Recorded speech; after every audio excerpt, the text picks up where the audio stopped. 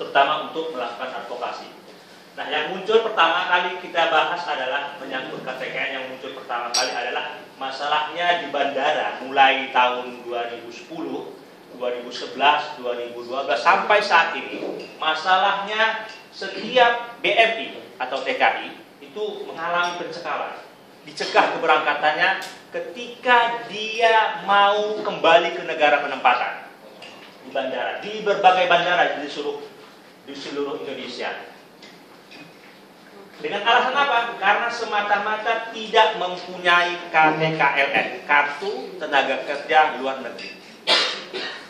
Ini aturan ini sejak awal ada, sejak diundang-undangkannya yang namanya Undang-Undang Penempatan Perlindungan TKI nomor 39 tahun 2004. Pasal 62 secara tegas menyatakan bahwa setiap TKI wajib memiliki KTKLN.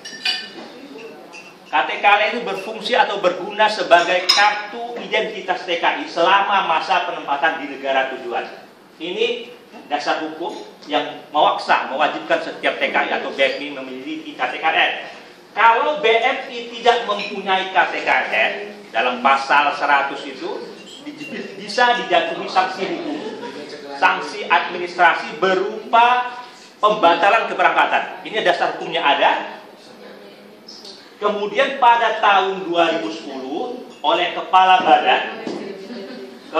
Badan itu berdasarkan surat edaran tahun 2010, Kepala Badan Penempatan Perlindungan TKI mengeluarkan surat edaran yang intinya menyerukan ke berbagai instansi, terutama imigrasi, maskapai penerbangan internasional, dan lain-lain, yang isinya supaya apabila ada BMI atau TKI yang mau berangkat kembali ke luar negeri harus mempunyai KTKLN. Kalau dia tidak mempunyai KTKLN, dicekal istilahnya ya, dicegah, dibatalkan keberangkatannya.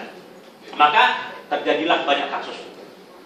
Kasus-kasus yang muncul ini masalah besar bagi kawan-kawan BMI. Dia sudah bertahun-tahun bekerja di luar negeri, apakah itu di Hong Kong, Malaysia, Arab Saudi, Korea dan lain-lainnya itu tidak bisa berangkat. Akibatnya dia mengalami kerugian berupa pembatalan keberangkatan, tiketnya hangus minimal, atau bahkan kehilangan pekerjaan. Itu masalah yang dihadapi kawan-kawan BMI.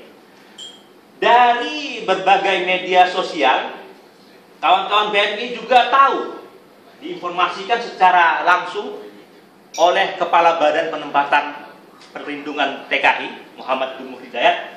Beliau dalam salah satu, kita rujuk kepada salah satu situs, menyatakan bagi BMI yang tidak mempunyai KTKLN itu adalah penjahat, kriminal, dianggap kriminal. Kalimatnya gitu, penjahat gitu. Iya, penjahat. Di bawah dijatuhi hukuman 5 tahun penjara.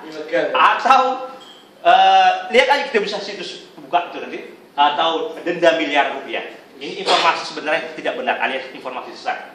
Itu diterima kawan-kawan. Ini menakutkan, banyak akibatnya kerugian yang dialami kawan-kawan, takut untuk pulang. Karena semata-mata tidak mempunyai KTKLN. Nah, karena sudah ada paksaan, banyak kawan-kawan yang mengalami kerugian, tidak berangkat itu, kehilangan pekerjaan, atau paling tidak kehilangan waktu, tenaga, dan uang, biaya yang banyak, berpikir mau membuat KTKLN. Nah, lagi-lagi ketika dia mau membuat KTKLN, berdasarkan surat edaran ini kan banyak syarat-syaratnya. Syarat-syaratnya macam-macam.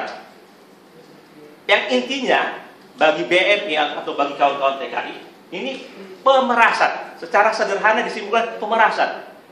Katanya KTKLN ini gratis. Untuk mendapatkan KTKLN gratis. Tapi, ini ada tapinya, untuk mendapat KTKLN itu harus memenuhi syarat-syarat tertentu. Antara lain apa? Membeli premi asuransi. Katanya untuk melindungi kepada perusahaan komersial, perusahaan asuransi komersial. Ada yang 400.000, ini pun tak tentu, berapa jumlahnya tak jelas. Dalam satu surat edaran 400.000, yang lainnya ada 290, tak jelas lah. Di samping itu, dia kalau dia pekerja rumah tangga, dia diwajibkan memakai jasa komersial PJTKI. Dengan kata lain, dia harus bayar lagi. Itu jutaan. Perkembangan terakhir 2013 ini ada lagi edaran yang diterima oleh kawan-kawan BMI di seluruh dunia. Kalau mau mengurus KTKLN itu wajib medical check.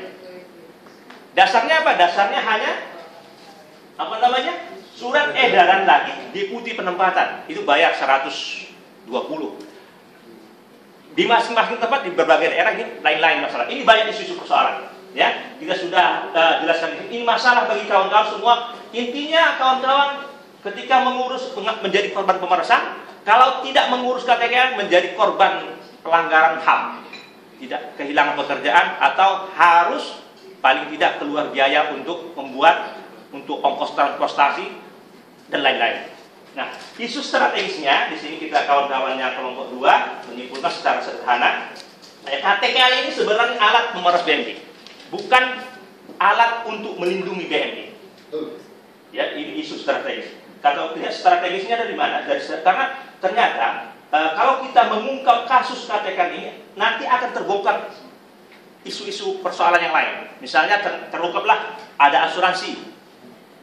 Asuransi ini, walaupun ada dasar hukumnya dalam Undang-Undang Penempatan Perlindungan TKI, pasal 68, bagi saya ini jelas merupakan kebijakan koruptif. Nanti akan kita buktikan. Ya, ada kita buktikan bahwa kebijakan asuransi, pemaksaan membayar premi asuransi itu kepada perusahaan asuransi komersial, itu adalah kebijakan koruptif.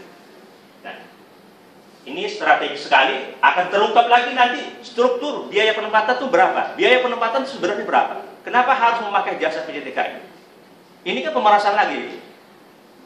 Apakah BNI khususnya pekerja rumah tangga wajib memakai jasa komersial PJTKI?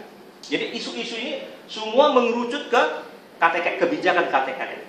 Penerapannya oleh BNP 2TK oleh Kemenakerran, isu KTKL adalah isu menyangkut kebijakan kendali, mengendalikan penempatan BNP. Ini isu strategis. Di sini sudah ada tuntutan kita sederhananya ya hapus KTKL. Ini menyangkut kebijakan. Bahkan atau istilahnya hapus KTKL atau cabut UU TKL. Karena akan persoalan ada di kebijakan, di samping pelaksanaan kebijakan yang menyimpang dari aturan, ya sederhananya pelaksanaannya juga korupsi semua lah, gitu kan?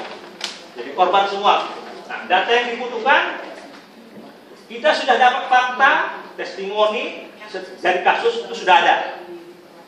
Kita sudah dokumentasikan dalam bentuk misalnya secara online itu kita dokumentasikan dalam akun Facebook komunitas hapus KTKL. Online itu secara apa istilahnya? Live ya, show live gitu ya. Begitu terjadi ya, show live tadi itu di Bandara Soekarno-Hatta ada kawan kita yang dicekal, itu bisa langsung kita tayangkan. Di Twitter itu buruh migran yang menayangkan, di Facebook ada hapus KTKL. Itu ya, ada datanya semua, insyaallah ada itu. Yang faktanya yang mengurus KTKL itu ternyata mengurus KTKL juga menjadi korban, dipungut biaya yang dipungut untuk premi asuransi dan biaya-biaya yang untuk yang transportasi, makan dan lain sebagainya itu ada biaya. Kalau katanya KTKL gratis itu omong kosong. Itu sudah ketika mengurus KTKL jadi korban tidak memiliki KTKL pun ada. Kita punya data semua. Nah, regulasi yang menyebabkan kasus itu juga sudah kita mintakan.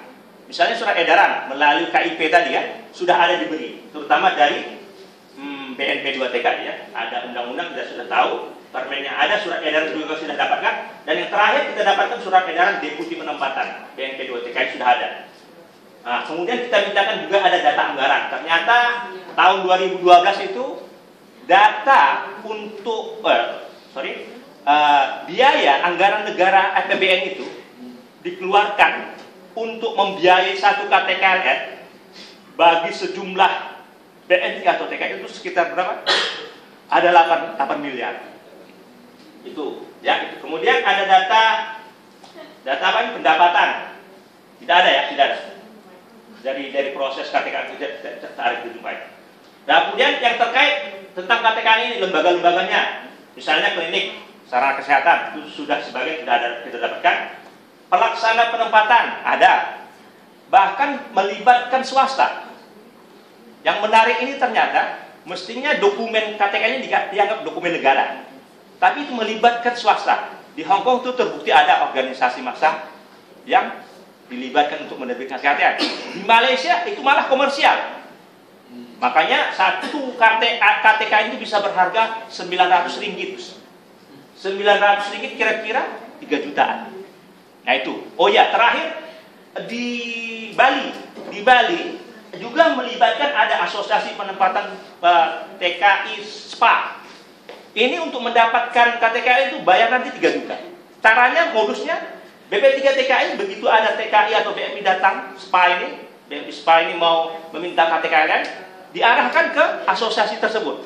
Asosiasi nanti minta fee 3 juta, itu ada buktinya. Kita bisa unggah nanti besok. Itu selain ini loh Pak, kalau perpanjangan